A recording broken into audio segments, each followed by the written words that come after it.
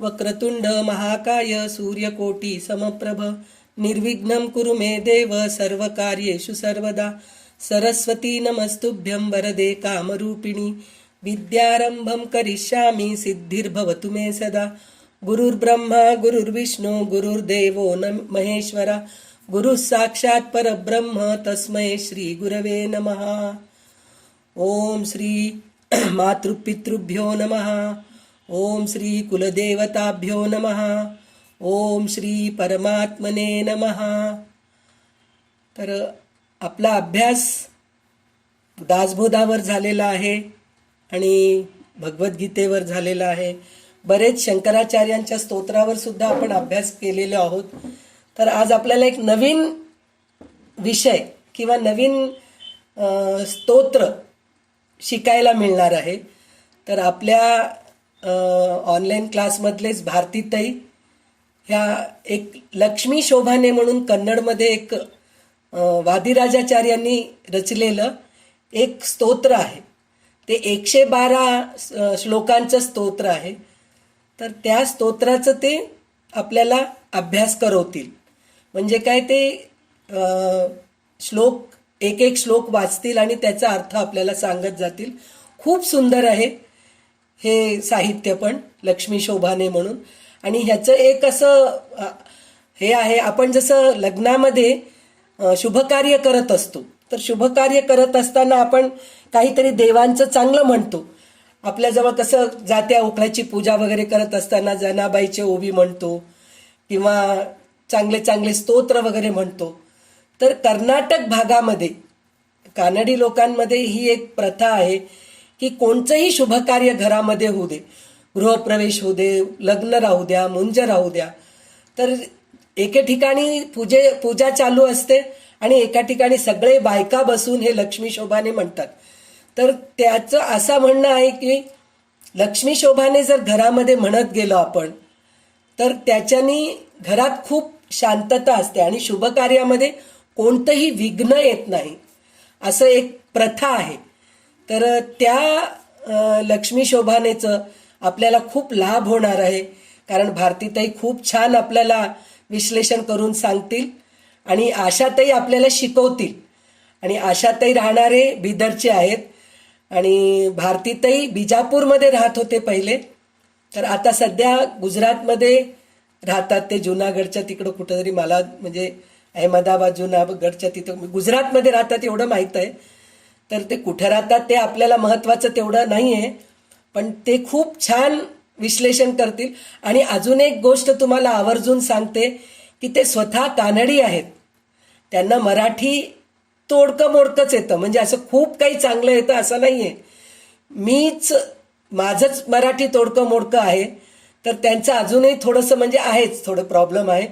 तर त्यांच्या भाषेकडे लक्ष देऊ नका तुम्ही, ते कसे बोलतायत, कोणची भाषा वापरतायत, ह्या गोष्टीकडे लक्ष न देता त्या शोभाने स्तोत्राचं जे अर्थ सांगतील ते मनाने ऐका, खूप सुंदर आहे। तर आज आजपासून 112 श्लोक होईपर्यंत आज आपण मनापासून भारतीताईंना प्रोत्साहन देऊया की त्यांचं आपल्याला ऐकायला मिळणार आहे म्हणून। त्यांना जितकं आपण प्रोत्साहन दिलो ना तर तितकं चांगलं त्यांना सांगता येईल। तर त्याच्यासाठी म्हणून सगळ्यांना नम्र विनंती आहे की कोणीही अनुपस्थित न राहता रेग्युलर राहून त्यांचं हे श्रवण करा आणि त्याचा लाभ घ्या। आणि खरोखर ऐकल्यानंतर प्रत्येकाला वाटेल की खरंच आपल्याला एक नवीन साहित्य ऐकायला मिळालं। साहित्य म्हणजे असं काही दुसरं काही वेगळं आहे असं काही नाही, लक्ष्मीनारायणाबद्दलच सगळं काही आहे त्याच्यामध्ये। लक्ष्मी शोभाने म्हणजे काय, लक्ष्मीला प्रिय कोण आहे, नारायण आहे। तर नारायणाबद्दलच आहे, म्हणजे त्यांचं जन्म कसं झालं, म्हणजे श्रीकृष्णाचं त्यांचा जन्म कसं झालेला आहे, ते कसे वाढले, असं त्याच्याबद्दलच थोडंसं काहीतरी आहे त्याच्यामध्ये। मी सांगितल्यापेक्षा भारतीताई खूप छान सांगतील, कारण मला अर्धवट माहिती आहे। तर ते मी पूर्ण हे करायपेक्षा भारतीताई खूप छान सांगतील। तर आजपासून आपण ऐकायला सुरुवात करूया। तर भारतीताई तुम्ही सुरू करा। जय श्री दिग्विजय रामो विजयते। ओम शुक्लांबरधरं विष्णुं शशिवर्णं चतुर्भुजं प्रसन्नवदनं ध्यायेत् सर्वविघ्नोपशान्तये। श्रीमत्सौभाग्यजननीं सौम्ये लक्ष्मी सनातनीं सर्वकामफलद्रयते साधनैकसुखावहं। तपो विद्याविरक्तादि सद्गुणं घातरानं ವಾದಿರಾಜಗುರುನ್ ವಂದೇ ಹೈಗ್ರೀವಪದಾಶ್ರಯಂ। ವಾದಿರಾಜ ತೀರ್ಥರಿಗೆ ನಿಮಗೆ ಅನಂತ ನಮನೆಗಳು, ನಿಮಗೆ ಶುಭ ಪ್ರಭಾತವಾಗಲಿ. म्हणजे वादिराज स्वामींना मी नमस्कार करते. तर आपण आज लक्ष्मी शोभान या काव्याचं अर्थ बघायचा प्रयत्न करूया. खरं म्हणजे अगोदर लक्ष्मीनारायणाचे रचयिता श्री वादिराज स्वामी यांच्याबद्दल थोडं सांगायचा प्रयत्न करते. हे वादिराज स्वामी श्रेष्ठ विद्वांस, प्रखर प्रतिपादक द्वैत सिद्धांताचे आणि पंडित, कवी आणि प्रवासी होते. ते शंकराचार्य सारखे सगळीकडे प्रवास करून त्यांनी सगळीकडे ते कानडी भाषेत त्यांनी मराठीत केलं, तसं यांनी कानडी भाषेत सामान्य मनुष्याला समजेल असं सगळीकडे त्यांनी हे केलं. तर ते व्यासरायांचे प्रमुख शिष्य होते. तसंच ते तर्कबद्ध वाद मंडणीत पण प्रसिद्ध होते. त्यांचं पांडित्य व वाद वैखरी बघून विजयनगरचे राजा कृष्णदेवराय यांनी त्यांना प्रसंगाभरण तीर्थ म्हणून उपाधी दिली. स्वामीचा जन्म दक्षिण कन्नड जिल्ह्यातील शिर्सी तालुक्यातील हुविनकेरे या ठिकाणी झाला. त्यांचं वडिलांचे नाव रामाचार्य व आईचे नाव सरस्वती देवी असं आहे. त्यांचं पूर्वाश्रमीचे नाव भूवराह असं होतं. त्यांनी 8व्या वर्षी संन्यास घेतलाय, तर 112 वर्ष संन्यासाश्रम स्वीकारले. म्हणजे ते पहिले 8 वर्ष म्हणजे 120 वर्षाचे होते. ते सोदे मठाचे मठाधीश होते. म्हणजे सोदे मठ म्हणजे उडपीचे जे 8 मठ आहेत त्यातील एक. त्यांनी उडपी मठाचं पण सगळं पुनरुज्जीवन केलं आणि 2-2 वर्षांनी हे केलं, पर्याय व्यवस्था त्यांनी सुरू केली. म्हणजे 8 मठापैकी 2 वर्ष ते एकाने करायचं, 2 वर्ष एकाने करायचं आणि ते पर्यायामध्ये पण फार मोठ्या प्रमाणात पर्याय होतो तिथे उडपीमध्ये. तर आज पण सोदे मठात तो मठ आणि त्यांचं समाधी तिथेच आहे सोदे मठात. तर त्यांनी कीर्तन, काव्य, प्रवचन करून सगळीकडे हिंडून फिरून सामान्य मनुष्याला भक्ती मार्गाला लावले. त्यांनी कानडीत सरळ भाषेतच उगाभोग, काव्य, सुळादी, वृत्तनाम अशा प्रसिद्धी आहेत ते सगळे. त्यांचं हास्य पण विलक्षण आहे. त्यांनी कानडी भाषेत साहित्यापासून भक्ती मार्गाने देवाला पण आपण स्मरण मुक्ती मिळवू शकतो हे सांगितलं आहे. वैकुंठ वर्णन, स्वप्न गदा स्वामिनी, लक्ष्मी शोभाने, कीचकवध, न्याय रत्नावली, हरिभक्तिलता असे अनेक त्यांचे कानडीतले श्रेष्ठ ग्रंथ आहेत. त्यांनी हरिदास सेवा पण आरंभली होती. त्यांनी ते हरिदास म्हणजे काय, हरीचे सेवक. म्हणजे हे पुरंदरदास, कनकदास कसे कीर्तन वगैरे करून करून सामान्य लोकांना भक्ती मार्गाचं केलं, तसं त्यांनी सुरुवात केली. तर त्यांना हैवदन स्वामींचं दर्शन झालं. हैवदन म्हणजे ते एक विष्णूचेच अवतार आहे. तर मधु कौटुंब म्हणून 2 असुर होते, भाऊ भाऊ.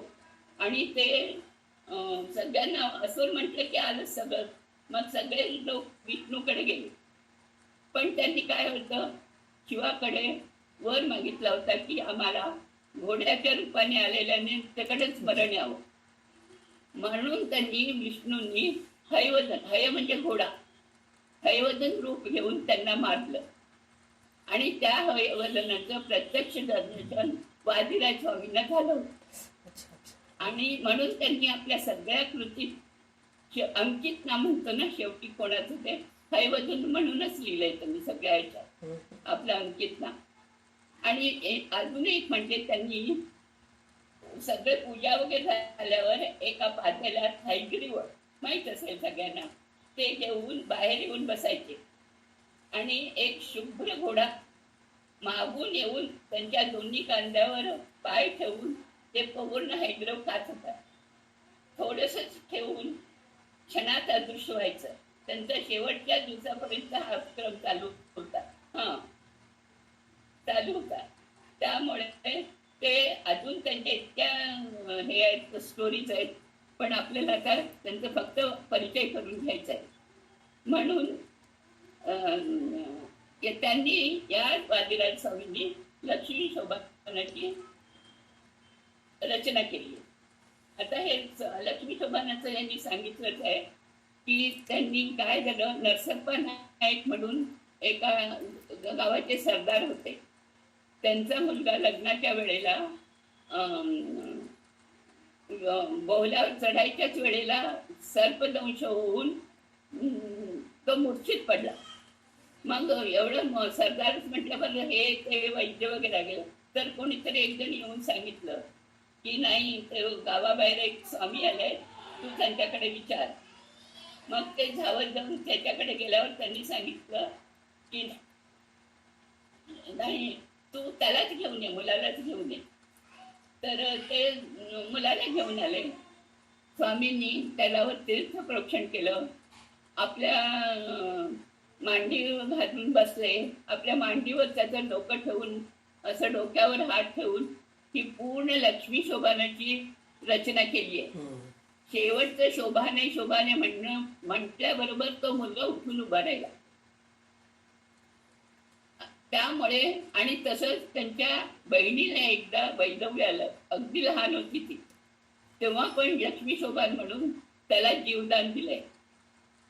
म्हणून वधूवरांच्या म्हणजे लग्नाच्या वेळेला जास्त आम्ही का म्हणतो, तर हे त्यावेळेला रचना केलेली आहे, वधूला आणि वराला सौभाग्य संपत्ती सगळं देऊ दे असं आपण प्रार्थना करतो त्यावेळेला लक्ष्मी शोभान म्हणून.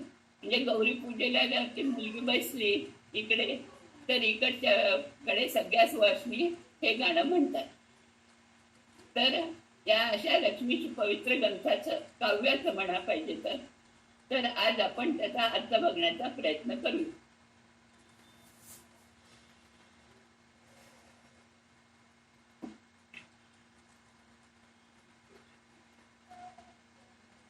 श्री वादिराज विरचित लक्ष्मी शोभान, श्री हैवदन प्रसन्न यती सार्वभौम श्री वादिराज विरचित हे लक्ष्मी शोभानाचं पद आहे. पहिलं पद म्हणजे हे पल्लवी आहे ऍक्च्युली. शोभान वेन्निरे सुररोडू सुभगनिगे, शोभान वेन्निरे सुगणनिगे, शोभान वेन्निरे त्रिविक्रम रायगे, शोभान वेन्निरे सुरप्रियगे. शोभाने शोभाने ऍक्च्युली शोभाने म्हणजे काय, मंगळ हो. सगळीकडे जे आले मंगळ हो, चांगलं हो. तर मी फक्त याचा भावार्थ सांगते, मग विश्लेषण करते.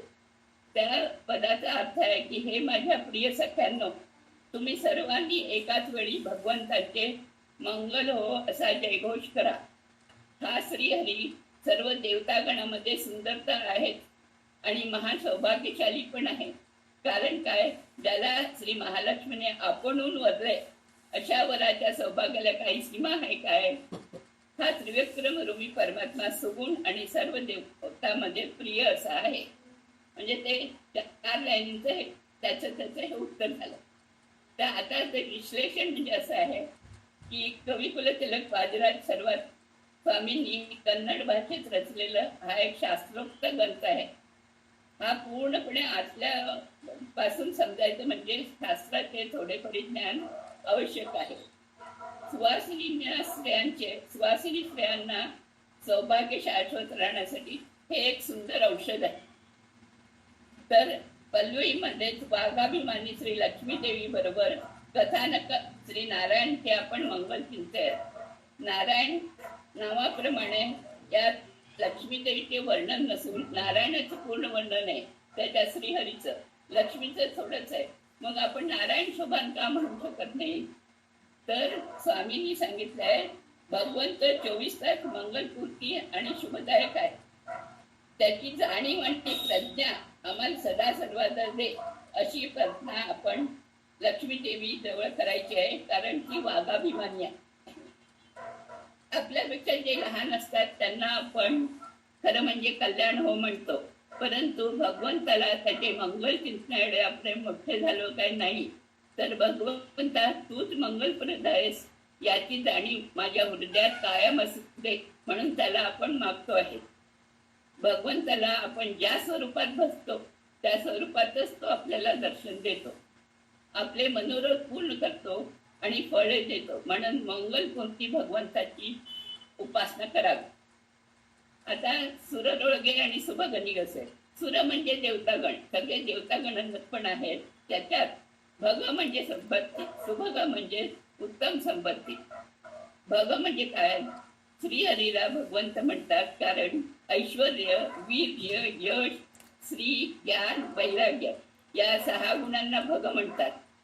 आणि परमात्मा त्याचे आश्रयस्थान आहे, तो त्याचा अधिपती आहे. त्याच्यामध्ये निर्वाधिक सुरडोळू म्हणजे देवतागणात, म्हणजे तो देवतागणामध्ये पण 33 कोटीमध्ये सुभग आहे आणि सुरडोळू आहे. श्रीहरीचं देवतामध्ये गुणपूर्ण, सौभाग्यशाली, मंगलमूर्ती, सद्गुणांना आश्रय असलेला, सुगुणमूर्ती, निरवष्ट, निर्वज्य, अव्यभिचारी आहे. नारायण म्हणजे ऍक्च्युली पाण्याला आधार देणार असं आहे. नारायणाचं स्वामींनी इतकं त्याच्यात वेगवेगळे अर्थ काढले. तर या शब्दाला पाण्याला आश्रय असा आहे. तसंच दुसरा अर्थ पण आपण असं घेऊ शकतो की जीवराशीला आश्रय देणार असं हे नारायण आहे. भगवंताचं सुगुण ज्याला समजते तो स्वर्गात जाण्यास योग्य आहे, आणि जो भेद मानतो त्याला नरकवास आहे. या पल्लवीत त्या कवितेत कथाभागच सुचवला आहे. याच्यात श्री हरीचं आणि लक्ष्मीचे स्वयंवराचं घाट घातलेला आहे. म्हणजे स्वयंवर सगळ्या मुलांना म्हणजे काय, हे ऋषी मुनी ते लक्ष्मी देवीचेच मुलं आहेत. सगळ्यांना त्यांना आपल्या आई वडिलांच्या स्वयंवर बघायचं होतं, त्यांना आनंद बघायचा होता. म्हणून स्वयंवरात इतके सगळे एकही जण न सोडता त्या स्वयंवर मंडपात येऊन बसले होते. ते ह्याच्याने आले नव्हते, पण त्यांना सगळ्यांना पागाभिमानी लक्ष्मीचं आणि श्रीहरीचं आशीर्वाद आणि तपस्या पाहिजे होतं. म्हणून आम्हाला सर्वापेक्षा आणि त्यांना सगळ्यांना माहित होतं की आपल्या सगळ्यांच्या पेक्षा श्रीहरी हे जास्त सौभाग्यशाली आहेत. म्हणून त्यांना जगन्मातेचा पण कर्ण कटाक्ष पाहिजे होता. लक्ष्मी नारायणचे स्वयंवर पाहून हर्षोल्लास मिळवायच्या हेतूने हे सर्व देव तिथे एकत्र आले होते. आता लक्ष्मी देवी पाहिजे म्हटल्यावर समुद्र मंथन आलंच. ते समुद्रामधूनच ती लक्ष्मी देवी उद्भवणार. तर लक्ष्मीची उत्पत्ती झालेली आहे समुद्र मंथनाच्या वेळी. नारायणचे स्वयंवर सुद्धा याच प्रसंगात झाले, म्हणजे ती उद्भवली आणि त्याच वेळेला स्वयंवर पण झालंय. परंतु समुद्र मंथन अगोदर का करावं लागलं, तर एकदा दुर्वास ऋषी नंदनवनात फिरत असताना एका अप्सराने त्यांनावर अगदी छान फुलांचा आणि सुवास असलेला हार दिला पूजेसाठी. त्यांनी संकर्षण रूपी देवाचं पूजा केली आणि तो हार त्यांनी इंद्राला दिला. इंद्राला केव्हा इंद्र तो गर्विष्ठच असतो, त्याने ते घातल्यासारखं केलं आणि ते ऐरावतच्या गळ्यात घातलं. तर ऐरावत काही प्राणीच तो, तर त्यांनी ते पायाखाली हलवून चढवलं. ते यांनी बघितलं दुर्वास ऋषीने, आणि त्यांनी त्याला इंद्राला ऐश्वर्यभ्रष्ट होण्याचा शाप दिला. आणि तो काय मग ऐश्वर्यभ्रष्ट झाला की देवाकडे पळणार. इंद्राचं कामच आहे आपल्या इंद्रापदीवर आलं की. आणि इकडे काय झाले, त्याच वेळेला बली राजा तो 99 यज्ञ करून बलिष्ठ झाला होता. आता एक यज्ञ केलं तर त्याला इंद्रपदवी मिळणार होतं, पण असुर राजाला इंद्रपदवी मिळू द्यायची नव्हती. म्हणूनच त्यांनी त्यावेळेला वामन रूप घेऊन तीन हे मागितले भूमी, परंतु त्यावेळेला त्यांनी त्रिविक्रम रूप घेतले दान घेतल्यावर त्यांच्याकडनं. म्हणून इथे त्रिविक्रम रायगे म्हणजे त्याचं पण संदर्भ इथे त्रिविक्रम म्हणून बाकी देवापेक्षा त्रिविक्रमचा संबंध त्यांनी घेतलाय. देवतांना लक्ष्मी कटाक्ष हवा होता. गमावलेले सर्व ऐश्वर्य परत हवे होते. त्यामुळे समुद्र मंथन करून लक्ष्मीच्या कृपा कटाक्षाची देवांना गरज होती. वरुण राजा हा क्षत्रिय होता. त्यावर हे क्षत्रियांचे होते म्हणून समुद्रातून लक्ष्मी प्रकट झाली. त्यावर क्षीर समुद्रात मंदार पर्वत ठेवून नंतर वासुकीचं दोरा करून ते समुद्र मंथन केलं आणि ती बाहेर पडली. आणि दैत्यांना त्यांनी आणि त्याच वेळेला अमृत पण निघालं आणि देवांना सगळ्यांना त्यांनी अमृत पाजलं. या इथे श्रीहरीला त्रिविक्रम राय या नावाने का संबोधले असा प्रश्न सगळ्यांना पडतो. भगवंताची अनेक रूप आहेत, अनेक गुण आहेत, अनेक नावे असतात. त्रिविक्रम ते इथे स्मरण केले याचं कारण हे काव्य श्री वादिराज मुनींनी रचलं आहे. त्यांचे प्रिय आराध्य मूर्ती त्रिविक्रम आहे. आमळी उपास्य मूर्ती हैवदन आहे. त्यांच्या सर्व कृतींना हैवदन असे अंकित केले आहे. स्वयंवर मंडपात श्रीहरी इतर देवताप्रमाणे सामान्य देवाप्रमाणे बसलेला होता. श्रीपाद भूमीचे दान मागून त्रैलोक्य व्यापणारा श्रीहरी सामान्याप्रमाणे बसून शेवटी लक्ष्मी देवीच्या मनाप्रमाणे विचार करू लागला. या परमात्म्याच्या गुणराशीचे प्रदर्शन करण्यासाठीच त्यांनी त्रिविक्रम रूप धारण केले होते. त्रिविक्रम रूपाची उपासना चतुर्मुख ब्रह्मालाच करणे झालं नाही. म्हणजे इतकं होतं तर फक्त ब्रह्माच तेवढा बघू शकलाय त्रिविक्रम रूप, कोणालाच त्याला बघायला झालं नाहीये त्याने. असे असताना त्रिविक्रम रूपी परमात्म्याचे स्मरण हे ग्रंथ करण्यात म्हणजे वादिराज स्वामींना महत्व समजून देते. आपले मन कद्रू आहे. लक्ष्मी शोभाने या पदाचा अर्थ त्रिविक्रम रूपी परमात्म्याप्रमाणे विशाल आहे असं त्यांनी त्यावेळेला त्रिविक्रम रूपाचं भगवंताचं आणि लक्ष्मी शोभांचं ऐक्य केलंय. एकंदर या पल्लवीत भगवंताला लक्ष्मी नावाच्या परमात्म्याच्या भक्तापासून आपल्यासारख्या भक्तापर्यंत भगवंत हा सदा सर्वदा मंगलप्रद आहे त्याची जाणीव सतत मनात राहो अशी प्रार्थना केली आहे. देवीकडून करवली प्रार्थना देवीकडून का करवली? देवाला करवता आलं असतं पण नाही. मुलं केव्हाही आपल्याला काही पाहिजे असेल तर आईकडे करतात आणि नंतर ते वडिलांच्याकडे जातात. म्हणून सगळ्या मुलांनी लक्ष्मीकडे ती मागणी केली आणि त्यांनी श्रीहरीला समजलं आणि श्रीहरीने त्यांची इच्छा पूर्ण केली. लक्ष्मी देवी वेदाभिमानी आहे. तसंच त्यांचं कारण वायुदेव अपौरुषेय ग्रंथात येऊन बसतात. ही प्रार्थना सुद्धा त्यांनी एकट्याने केली नाही कोणी, तर सुररोग म्हणजे सगळ्या देवांना घेऊन केली आहे.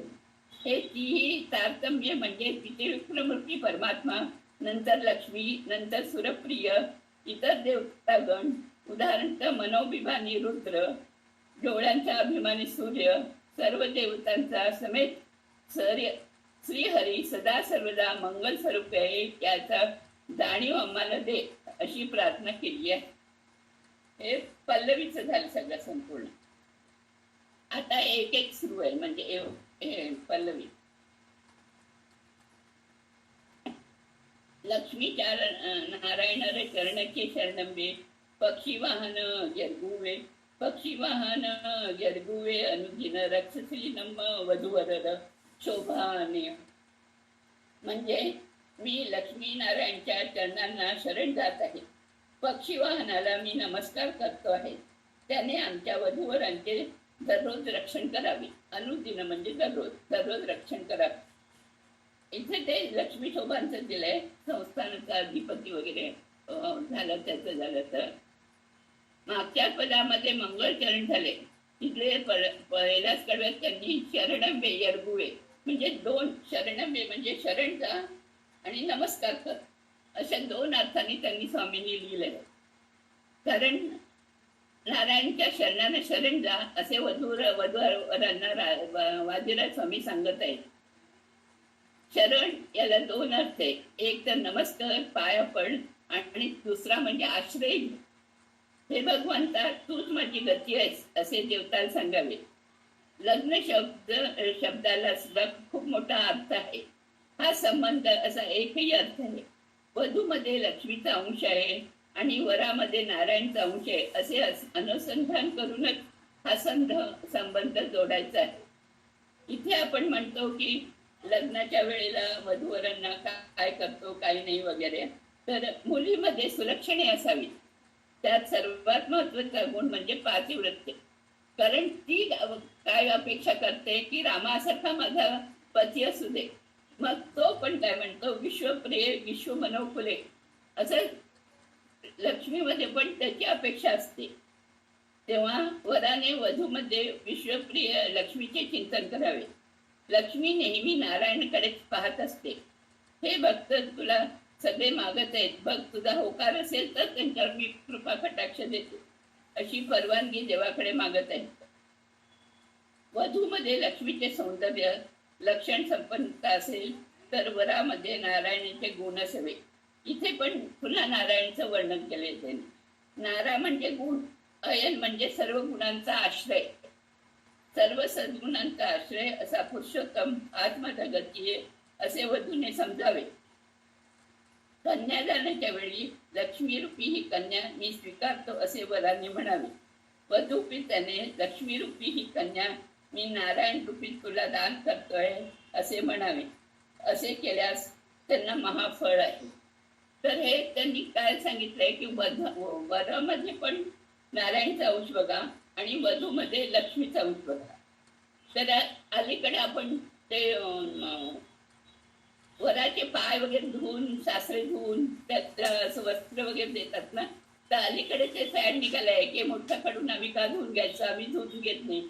तर ते वराचे पाय धुवत नाही. ते अनुसंधान करत आहे की वरामध्ये श्रीहरी आहे आणि त्याचा आम्ही पाय धुवून त्याला नमस्कार करून त्यात माझ्या लक्ष्मीसारख्या वधूला तुला देत आहे, तू त्याचं रक्षण कर. हे अनुसंधान त्या ठिकाणी आहे. म्हणून पूर्वीच्या पासून आलेलं ते आहे की वराचे पाय धुवावे. अशा तसं त्यामुळे आपण वराच्या मध्ये देवाचं हे करतो म्हणजे गो भू हिरण्य हे सगळे ते दान काय करायचं, तर वराला करतो असं नाही, तर श्रीहरीला आपण दान करतोय हे अनुसंधान ठेवा. वधूवरांना तसंच प्रयागे गरुड रूढम पारिजातम हरम हरिम सत्यभामायुतम ध्यायेत सर्व कामार्थ सिद्धे. प्रयाणामध्ये गरुड, हे गरुड म्हटल्याबरोबर गरुड रूढ म्हटल्याप्रमाणे वधूवरांना पुढच्या वैवाहिक जीवनाची नौका पार करून जाण्यासाठी गरुड वाहनाचे स्मरण केलंय त्यांनी. एकाकडून दुसरीकडे म्हणजे यांनी वधूवरांचं प्रयाण दाखवलंय त्यांनी. पक्षी वाहन गे यरगोय म्हणजे पक्षी वाहनाला मी नमस्कार करते. पक्षी वाहनाचं इतकं हे झालं होतं त्यावेळेला, म्हणजे देवाला पण म्हटलंय, नंतर वायुदेवाला पण म्हटलंय आणि गरुड तर आहेच. तर KDPच्या मी गेलो होतो तेव्हा खूप चाललं होतं. म्हणजे तुम्हाला किती किती सुचतात ते सांगा. पक्षी वाहन म्हणजे तर सगळ्यांनी पक्षी वाहन म्हणजे वायुदेवाला आणि याला म्हणून एवढं सांगितलं गरुडाला. पण खरं म्हणजे पक्षी वाहन म्हणजे पक्षीचं वाहन करून जाणारा म्हणजे परमात्मा पण आहे असे तिथं हे आहे. म्हणून ते खूप रंगलं होतं त्यावेळेला हे करायचं. तर याचं कारण पक्षी म्हणजे गरुड पक्षी आयुष्याच्या शेवटच्या श्वासापर्यंत वायुदेवाचा अनुग्रह पाहिजे अशा प्राणदेवाला नमस्कार करून वधूवरांना उत्तम आरोग्य दे असं मागतो. म्हणजे पक्षी वाहन गेरगुए म्हणजे त्याला वायुदेवाला एक तर हरीला तर आपण करतो, तो शेवटपर्यंत आपल्या श्वासापर्यंत राहतो. म्हणून वायुदेवाला नमस्कार करून आपण उत्तम आरोग्य दे असं मागतो. दुसरा अर्थ म्हणजे पक्षी गरुडदेव. आकाशामध्ये किती उंच उडणाऱ्या गरुडाची दृष्टी खाली बिळातून बाहेर येणाऱ्या सापावरच असते. इथे गरुडाला श्रीहरीची उपमा देत त्यांनी सांगितलंय की आपल्या हृदयातील पाप, अज्ञान, दुःख इत्यादी शोषणाला सापाची देऊन भगवंता तू आमच्या हृदयात वास करून त्या सापांना खाऊन टाक. आमची काय शुभ कर असे म्हणणं, आमची काया शुभ करावे असे मागितले आहे. तर गावाला जाण्याच्या वेळी निघताना गरुड वाहन, पक्षी वाहन, लक्ष्मीनारायणाचे स्मरण करावे. आपल्या संकटमयी हेच त्याचे रक्षण करतात. स्वतः स्वामी रक्षणास पात्र होण्यासाठी 2दा नमस्कार करतात. म्हणजे शरणंबे एरगुवे, म्हणजे एकदा शरण येतो आणि मी नमस्कार करतो. तर त्याचं फळ दिलंय त्यांनी. दाम्पत्य जीवनात कटू अनुभव रूपी विषाचे निवारण होते. म्हणजे प्रत्येक याच्या वेळेला मला कुठे कुठेतरी त्यांचे फळ मिळालंय असं दिलेलं होतं, ते मी तिथे ऍड केले. दाम्पत्य जीवनात कटू अनुभव रूपी विषाचे निवारण होते, हे पहिलं चरण झाल्यावर. तर दुसरं म्हणजे आता हे पालसागर वधू लिहिलेली कडेलू बाले महालक्ष्मी उदिसी दळा, बाले महालक्ष्मी उदिसळा देवी पालश्री नम्म वधूवरला.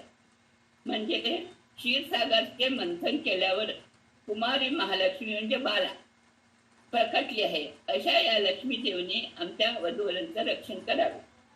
ही लक्ष्मी उद्भवली तेव्हा बाला म्हणजे 16 वर्षाची नवतरुणी, मुग्धा म्हणजे पापविवर्जित, दोष नसलेली आणि लज्जाविर्जित अशी आहे. त्यामुळे लज्जाविर्जित मन्मथा होती. तिच्यात अहंकारादी काहीही दोष नाही. त्या लक्ष्मी देवीला ब्रह्मदेवच्या दिवसामध्ये उद्भवते. तिला फक्त उदय आहे, जनन नाही. ही प्रकट होते, तिला जन्म मरणाची दोष नाही. म्हणूनच वधूवर शुक्ल शोणी संबंध नसलेली देवी, जन्म मरण नसलेला भगवंतास अनुगुण आहे. अशा लक्ष्मी देवीने आमच्या वधूवरांचे रक्षण करायचे आहे. त्या पुढे काय लिहिलंय की समुद्र मंथनाच्या कार्यक्रमात क्षीरसागरामध्ये आहे, ते काही मिठाच्या समुद्रामध्ये झालेलं नाहीये. त्यामुळे ती समुद्रापासून कशी प्रकट झाली तर अज्ञान आणि विपरीत ज्ञान दोन्ही दिले त्यांनी. दूर झाल्यावर शुभ्र अशा क्षीरसागरातून लक्ष्मी प्रकटली आहे. पांढरा रंग विद्येचे द्योतक आहे. लक्ष्मीचे दुसरे नाव पण विद्या आहे. ही वेदाभिमानी, म्हणून अज्ञान आणि विपरीत ज्ञानाचा अंधकार दूर झाल्यावरच लक्ष्मी प्रकट होते. परंतु लक्ष्मीला हरी सर्वोत्तमाचे ज्ञान असल्यामुळे विष्णूला चोरण्यासाठी ती क्षीरसागरातून उद्भवली आहे. आता क्षीरसागरातून हे समुद्रमंथन झाल्यावर कसं कसं समुद्रमंथन झालं हे सगळ्यांना माहिती आहे, त्यामुळे मी त्याचं फार वर्णन करत नाहीये. ते खाली पूर्व मेरू पर्वत ठेवलं, ते ढासायला लागलं. बरं, पूर्व होऊन देवानी त्या रूपात गेलं, वासुकीचं केलं आणि मेरू पर्वतला त्यांनी कुलपासारखं हे केलं. तर वरती अजित नामक परमात्मा बसलाय. म्हणजे त्यांना काय सांगायचे वादुराजांना की सगळ्यामध्ये पण देवाचा हात आहेच. हे सगळे नावानी सगळे देव, वासुकी, मेरू पर्वत असले तरी देवांनी त्यांना मदत केल्याशिवाय हे झालं नसतं. आणि नंतर विषय येतं. विषयात तर ईश्वर आमच्यात 2 हे आहे. ईश्वर विष पेलायला तर कोणी म्हणतात वायुदेवाने पिऊन थोडं ईश्वराला दिलं, आपल्याला त्याच्यात काही पडायचं नाहीये. तर ईश्वराला पिल्यावर त्याचा कंठ सगळा निळा झाला आणि त्याला शिरोवेदना सुरू झाल्या. त्यामुळे त्याच्या डोक्यावर चंद्रमा येऊन बसला आणि शरीराला सगळे शांत व्हावं म्हणून, क्षुधा झाली म्हणून सापाचं ते लपेटून घेतलंय. त्या अशा प्रकारे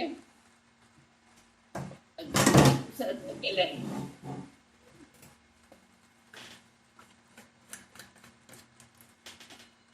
याचं फळ याचं फळ म्हणजे घराला कीर्ती आणणारी वधू मिळते. तिसरं, भौमन प्रयजली तन्नरसियर गुढी सुम्मने यागी मलगिप्पा नम्म नारायण गु ही रम्मे गडगडगु जन्म व्यंबुदो अवतार. म्हणजे त्यातून मग ब्रह्मदेवाच्या आयुष्यापूर्ती नंतर स्वतःच्या राणीबरोबर म्हणजे रमादेवी बरोबर नारायण देव वटपत्रावर शांतपणे झोपलेला आहे. रमादेवी आणि नारायण पुन्हा पुन्हा जन्म घेतात, म्हणजे अवतार धारण करतात. आपण बघितलंच आहे की मागच्या पदामध्ये क्षीरसागरमध्ये प्रकट झाली आहे. इथे त्यांचं आयुष्याचं ब्रह्मदेवाचं आयुष्याचं प्रमाण दिलंय त्यांनी. मनुष्याचे 432 कोटी वर्ष म्हणजे ब्रह्मदेवाचा एक दिवस होतो. ब्रह्मदेवाचे 100 वर्ष आयुष्य आहे. त्याची कालगणना या प्रकारे अशी सांगता येते की कृत, त्रेता, द्वापार, कली अशी 4 युगे मिळाल्यावर एक महायुग होते. अशी 71 महायुगे झाल्यावर एक मन्वंतर होते. असे 14 मन्वंतर झाल्यावर एक कल्प होते. याला ब्रह्मदेवाचा एक दिवस म्हणतात. एवढं सगळं झाल्यावर ब्रह्मदेवाचा एक दिवस होतो. ब्रह्मदेवाचे आयुष्य संपल्यावर होणाऱ्या महाप्रलया काळात स्थूल शरीरधारी कोणीही राहत नाही. त्याचा प्रलय काळ म्हणजे पूर्ण लय होच नाही, पण ब्रह्मदेवाचं जेव्हा संपतंय तेव्हा स्थूल कोणी राहत नाही. परंतु ब्रह्मदेवाच्या प्रत्येक जीवाच्या अर्थात 14 मन्वंतराच्या वेळी, प्रलयाच्या वेळी अथवा दिवसाच्या शेवटी होणाऱ्या कल्पात काही शरीरधारी जीव असतात. म्हणजे लय होतो असं नाही, त्याच्या रात्रीच्या याच्यात काही जीव असतात. परंतु ब्रह्मप्रलयाच्या वेळी एकही शरीरधारी जीव असत नाही. सर्वत्र श्री भू दुर्गा रूपाने लक्ष्मी देवीच व्याप्त असते. श्री रूपाने पाण्यामध्ये, भू रूपाने वटपत्रात आणि दुर्गा रूपाने अंधारात असते. 50 कोटी योजना विस्तृत वटपत्रावर 7 कोटी योजनाचे अद्भुत रूप धारण करून नारायण देव झोपलेला होतो. त्याच्या शरीरावर अलंकाराच्या रूपाने लक्ष्मी देव असते. म्हणजे वटपत्राचं इतकं मोठं आहे की आपण कल्पना करू शकत नाही. यावरूनच आपल्याला माहित होते की लक्ष्मी देवीला आणि भगवंताला जन्म आणि मरणही नाही आहे. हा भगवंत कसा झोपला आहे, उगीच काही कारण नसताना जगाच्या सृष्टी स्थितीला ते कार्य थांबून झोपला नाहीये. तर ते सगळं करून तो थकला आहे. त्याने फक्त डोळे झाकले तरी हा झोपलेला नाही. हा तो योग निद्रेत आहे. संतोषाने तृप्तीने पोहोचला आहे. जगाची सृष्टी स्थिती लय कार्य स्वतःच्या अनायास करून यशस्वीपणे केल्याने तृप्त होऊन तो झोपला आहे. म्हणजे हे सगळं काय आहे, वादिराज स्वामींची कल्पना आहे. वर्णन आहे श्रीहरींनी काय काय केलं, कसं कसं केलं असं. लक्ष्मी देवी आपली अनंत रूपे एकाच एक समावेश करत त्याला आलिंगन देत असल्याचेही तृप्त होत आहे, अशी कल्पना वादिराज स्वामींनी केली आहे. इतके दिवस रमादेवी बरोबर एकांताचा अवसर त्याला मिळाला आहे. आता प्रलय काळात तरी तिचा सहवास त्याला मिळवत आहे, म्हणून तो आनंदित झाला आहे.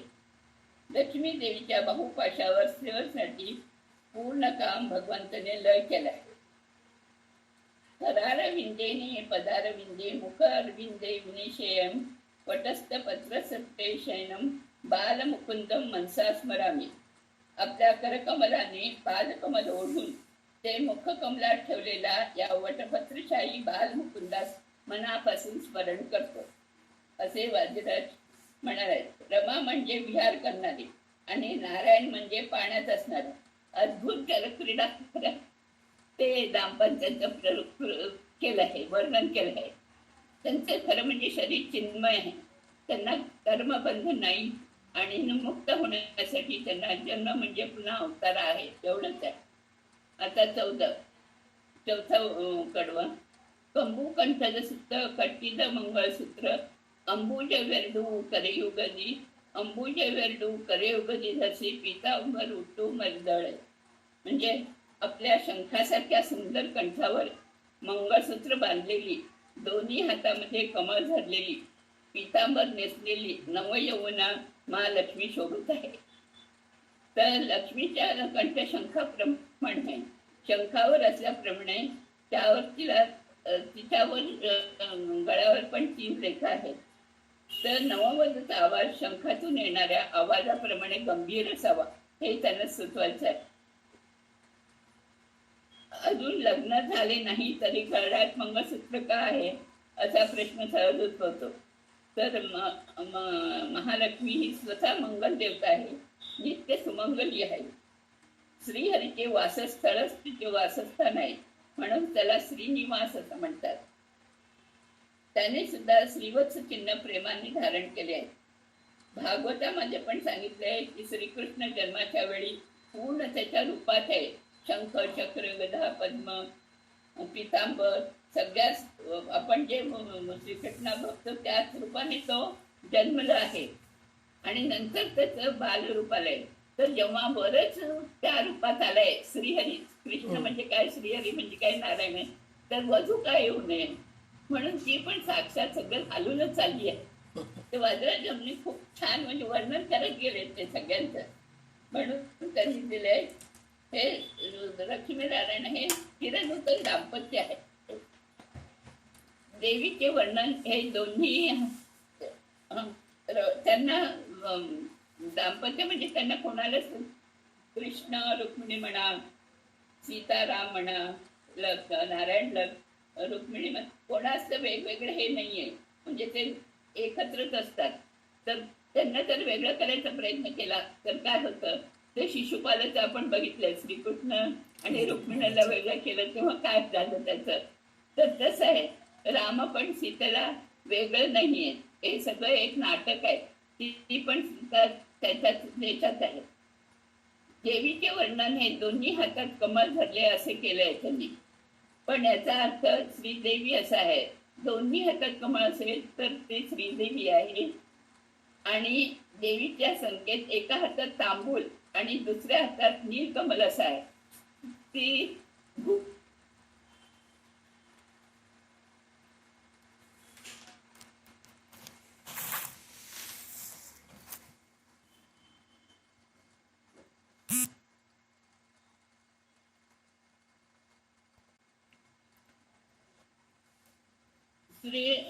दुसऱ्या हातात कुठपर्यंत स्त्री ही सात्विक गुणांची आहे आणि भू ही एका हातात तांबूल आणि दुसऱ्या हातात नीलकमल आहे. ती राजस गुणांची आहे.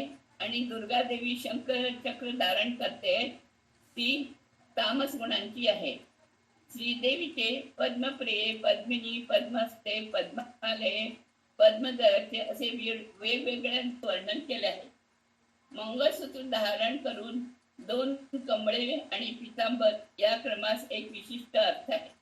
मंगळसूत्र हे स्त्रियांची प्रेयसी अशी सुचवते. कमळ ब्रह्मादी देवतांची जननी अशी सुचवते. भविष्य ब्रह्म मध्ये वायुदेवाने आणि ब्रह्मदेवाने ही दोन्ही कमळे आपल्या मातास दिली आहे असा एक संकेत आहे. पितांबरला गरुड अभिमानी आहे. इथे ब्रह्म, वायू, गरुड यांच्या सगळ्यांचं मिश्रण त्यांनी केलं आहे. ह्या चौथ्याचे झाल्यावर दीर्घ फल काय आहे तर दीर्घ सौभाग्य मिळते. चौथं म्हणजे आता 5वं, वंदू करविंद अभय निवळे मतंदू कैंत वर्गळ कुंदिलानंद संदेह उणिसुव इंदिरे जन्म सलहली. म्हणजे महालक्ष्मी एका हाताने भक्तांना अभय देते आणि दुसऱ्याने वर प्रदान करते.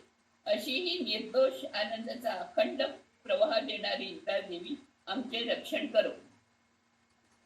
तर लक्ष्मी एका हाताने अभय देते आहे आणि दुसऱ्याने वर, म्हणजे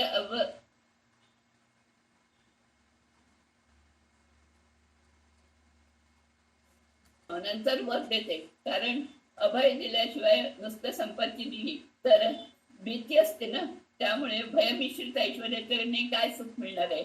म्हणून केव्हाही अभय देऊन लक्ष्मीकडे मागायचं, केव्हाही अभय दे आणि नंतर मला ऐश्वर दे असं तिच्याकडे मागायचं. आणि केव्हाही चिंतन करताना स्वामींनी सांगितलंय की लक्ष्मीच्या अभय मुद्रेचं तुम्ही चिंतन करा, वर देणारी असं करू नका. अभय दिलं की आपोआपच लक्ष्मी तुमच्याकडे येते आणि हे करते, तर वर देते. तर ते कसं आहे, वरलक्ष्मी म्हणजे काय तर मेघश्यामाप्रमाणे नारायण पौढे आहेत, त्यांच्या छातीवर कडाडणारी वीज आहे लक्ष्मी देवी हसत तिथे थांबली आहे. हे जे चित्र आहे ते म्हणजे वरलक्ष्मी, म्हणजे संपूर्ण खुशीने लक्ष्मी तुम्हाला सगळं दान देते असं आहे.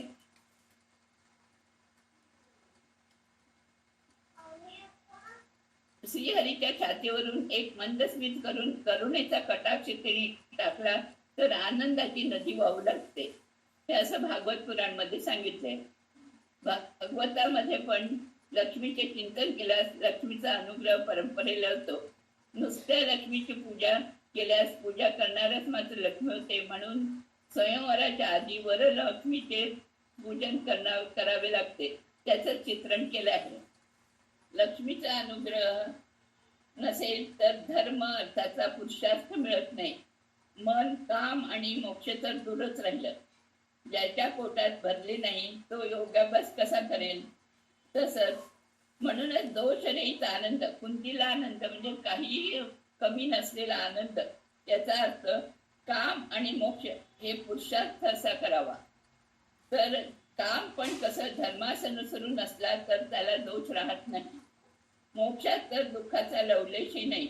अशी ही जगन्माता आपल्याला दोषरहित काम आणि मोक्षादी सुख देते. देवेंद्रास दुर्वासांनी दिलेल्या शापाने लक्ष्मी अर्थार्जन पावली आणि लक्ष्मी मंथन करून लक्ष्मीचा उद्भव झाला. त्यांना सगळ्यांना अमृत मिळालं, पण बाकीच्या लोकांना ज्ञानामृत जास्त महत्वाचं आहे. कारण त्यांना मोक्ष असते जवळजवळ मिळणार असते, पण त्या सगळ्या साधकांना ज्ञानामृताची फार अमृताची सवय असते. त्यांना देवतागण पुढे विरजा नदीत स्नान करून आपल्या प्राकृतिक बंधनातून मुक्त होतात आणि मुक्ती मंडपात जाऊन बसतात. ही विरजा नदी म्हणजे देवीचेच एक, लक्ष्मी देवीचेच एक रूप आहे. इथे लक्ष्मी प्राकृत बंधन सोडून खरे अभय देते आणि दुःख रहित मोक्षाचा आनंदही मुक्तीमध्ये नारायणाला आज्ञाने देते. आज आपण इथेच थांबूया. मला जितकं समजलं तेवढं मी सांगितलं. याच्यात काय चूक आहे काय नाही मला माहित नाही, पण आपल्याला अर्थ कळला तरी धन्य झाले मी. सर्व मंगल मांगल्ये शिवे सर्वार्थ साधिके शरण्ये त्र्यंबके गौरी नारायणी नमोस्तुते. नारायणाने नमोस्तुते.